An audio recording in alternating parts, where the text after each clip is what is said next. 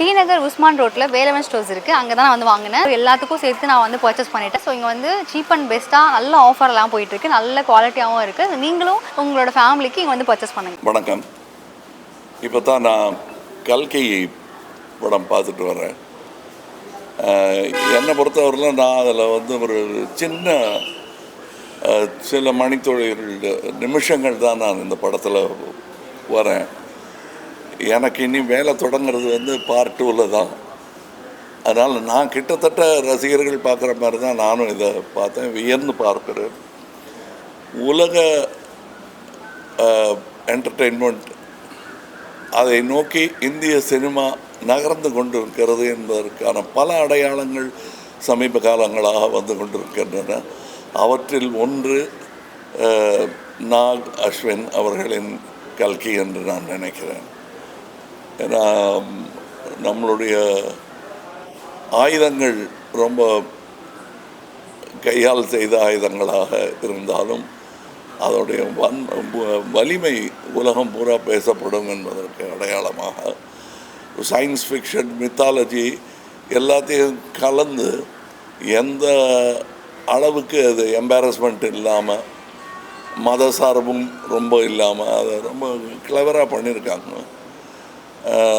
நான் வந்து மித்தாலஜி படங்களில் நடித்தது கிடையாது. நான் மனிதர்களோட வாழ்பவன். அதனால் இருந்தாலும் ஒரு சுவாரஸ்யமான கதையை இவர் சொல்லியிருக்கிறார். கதை சொல்லிகள் என்று வரும்போது இந்தியாவுடன் போட்டி போடுவதற்கு கிரேக்கம் போன்ற, சைனா போன்ற நாடுகளால் தான் இயலும். மற்ற கல்ச்சர்ஸ்க்கு அவ்வளோ கதைகள் கிடையாது. அந்த கதைகளிலிருந்து செலக்ட் பண்ணி செதுக்கி எடுத்து ஒரு ஜனரஞ்சகமான படத்தை உருவாக்கி இருக்கிறார். ரொம்ப பொறுமையுடன் அதை வந்து எல்லாரையும் பொறுமையுடன் வரவழைத்து அவங்கள இதில் பங்கெடுத்துக்க வச்சுருக்காங்க. அமித்ஜியெல்லாம் வந்து எந்த பட்டியலில் சேர்க்கறது, இளம் நடிகர்கள் பட்டியலையா இல்லை பழம் நடிகர்கள் பட்டியலில் சேர்க்கறதாங்கிறதுல குழப்பம் வர்ற அளவுக்கு அவ்வளோ பிரபாவமாக பண்ணியிருக்காரு. இதில் வரக்கூடிய இது வந்து ரெகுலர் ஒரு ஆந்திராவில் இருந்தோ அல்லது வடநாட்டில் இருந்தோ ஒரு படம் வரும்போது ஒரு டுவேட் எத்தனை இருக்குது, ஃபைட் எத்தனை இருக்குதுன்னு, இதில் டுவேட் எத்தனை இருக்குதுன்னு கேட்டால் இல்லைன்னு கூட தைரியமாக சொல்லலாம். ஆனால் ஃபைட்ஸ் எக்கச்சக்கமாக இருக்குது. இது குழந்தைகளை எண்ணி எடுக்கப்பட்ட படம் மாதிரி தான் எனக்கு தெரியுது. நீங்கள் என்ன தாடியில் கொஞ்சம் வேலை தெரியுது, நீங்கள் குழந்தைகள் படத்தை ரசிக்கிறீங்கன்னா எல்லாருக்குள்ளேயும் குழந்தை இருக்கிறது என்பதை நினைவுபடுத்தும் ஒரு படம். இது ரெகுலராக வர்ற பாட்டுகள் அந்த மாதிரியெல்லாம் பண்ணாமல் வித்தியாசமாக ஆனால் ஜனரஞ்சகமாக செய்திருக்கும் ஒரு முயற்சி. இந்த முயற்சியில் என்னாலும் கைகோர்க்க முடிந்தது என்பதில் மகிழ்ச்சி. இனியும் இந்த கூட்டு முயற்சி தொடரும் என்பது தான் எனக்கு மனதில் சந்தோஷமாக இருக்கிறது. அடுத்து இன்றைக்கி இங்கேருந்து நேர சிங்கப்பூரிலிருந்து தொடங்குகிறோம். இந்தியன் 2 இங்கேருந்து தான் ஆரம்பித்தோம், சென்னையிலேருந்து ஆரம்பித்தோம், பம்பாய் போனோம். இப்பொழுது அடுத்த பயணம் அதற்கு தொடங்குகிறேன். ரொம்ப சந்தோஷமாக இருக்குது. இதை பற்றிய செய்திகள் எல்லாம் உலகெங்கிலும் இருந்து வந்து கொண்டிருக்கிறது. நல்ல செய்தியாக இருக்கிறது. இது இந்திய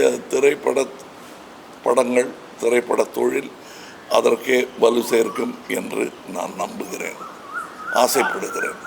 ஆடியன்ஸோட ஃபீட்பேக் வந்து ரொம்பவே ஆச்சரியமாக இருக்குது சார். ஸ்க்ரீன் பிளே பற்றி பேசுகிறாங்க, ஃபர்ஸ்ட் ஹாஃபில் இதையே வச்சாங்க சொல்லி பேசுகிறாங்க. ஆடியன்ஸோட ஃபீட்பேக் நாங்க தியேட்டரா போய் ரிவ்யூ சொல்லுங்க, நீங்க சொல்லுங்க. அப்போ ஃபீட்பேக் ரொம்பவே சூப்பரா இருக்கு. ஸ்கிரீன் பிளே பத்தி பேசுறாங்க, டெக்னிக்கல்ஸ் பத்தி பேசுறாங்க. இந்த மூவி இன்னொரு படத்தோட ஒரு சில சாயல் இருக்குன்னு சொல்லி பேசுறாங்க. ஸோ இது ஆடியன்ஸோட நாலேஜ் வந்து நீங்க எப்படி சார் பாக்குறீங்க? இல்ல ஆடியன்ஸுக்கு தெரியாதுன்னு சொல்றது, ஜனங்கள் இப்படித்தான் சொல்றதெல்லாம் வந்து இயலாதவரின் கூற்று. அது நான் சொல்லவே மாட்டேன். இதெல்லாம் புரியாது, நம்ம மக்களுக்கு இதெல்லாம் புரியாதுன்னு சொல்றது.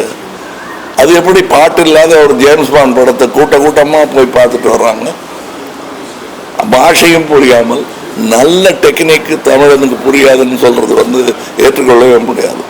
மொழியே இல்லைனாலும் தமிழர்கள் வந்து நல்லா இருந்ததுன்னா பார்ப்பாங்க. நான் சின்ன பையனாக இருந்தபோது செம்மீன் ஒரு படம் மொழி மாற்றம் கூட செய்யப்படல, சப்டைட்டில் கிடையாது. நான்லாம் 2 வாட்டி பார்த்தேன். எதுக்காக பார்த்தேன்னு இப்போ கேட்டால் எனக்கு சொல்ல தெரியாது.